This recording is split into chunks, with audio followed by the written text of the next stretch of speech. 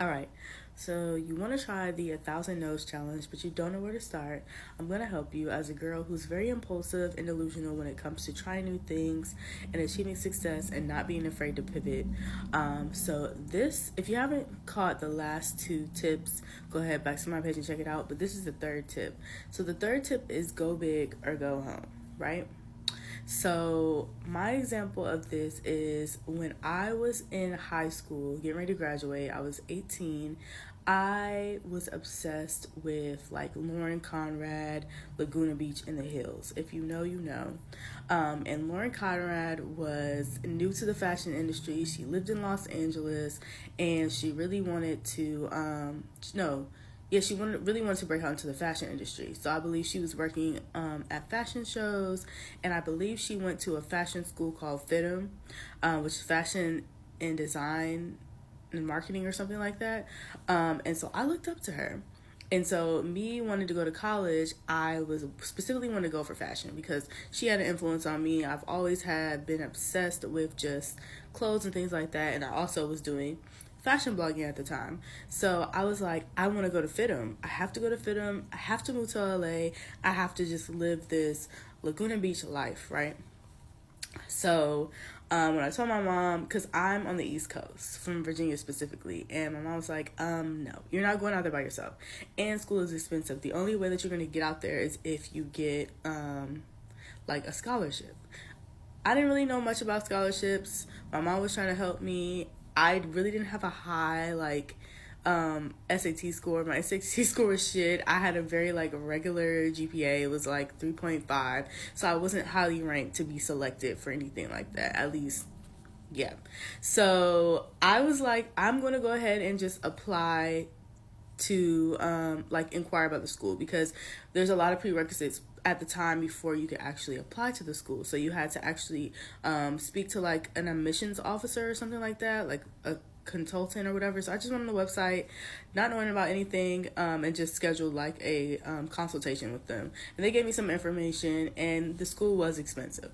So I kind of read it off, so I was just looking at other options. So on the East Coast, they have in SCAD in Georgia, which is the school. I'm not even going to tell y'all what it stands for because I can't tell you, but it's an art and design school in Savannah, Georgia. They also have FIT, which is Fashion Institute in in New York, and then they have the school of, I think it's something, School of Arts, something. But there was other fashion schools that were appropriate, but I did not meet the requirement for SAT scores. And I'm neurodivergent, so I was not going to go take that test. I hate taking tests. It's completely annoying. And at the time, there were no IEPs when I was around. At least, they weren't available to me because I didn't even know that I had ADHD. So I was diagnosed as an adult. Anyways, so long story short, while I'm out here trying to find, okay, well, how am I going to go to a fashion school? How am I going to study fashion? Because a lot of the schools don't offer fashion. It wasn't as popular. You had to go to New York, you had to go to LA, and possibly Miami. So what I ended up doing is just looking. And I ended up finding a school in DC, which is closer to me, and I have family in DC, and it had a fashion school. And so I told my mom, this is a school that I want to go visit to see. And she was all for it because it's not too far from her. There's family and things like that. So we went and checked it out. I applied. I didn't get approved. And so I was kind of feeling defeated because I'm just there's not a lot of options for fashion schools. And so I was like, okay, well, my second option would be journalism, because I love to write. And so fashion journalism was going to be my second option. So I started looking at, I was also looking at HBCUs. And my ideal school was Clark Atlanta. But the HBCUs don't really have fashion. Some of them have journalism, but the programs weren't aligned with what I wanted. But ironically, I ended up getting a letter in the mail from some random school, and it was apply and get $6,500 in a $6,500 grant or something like that for financial aid, something like that, some free money. And I was like, what school is this?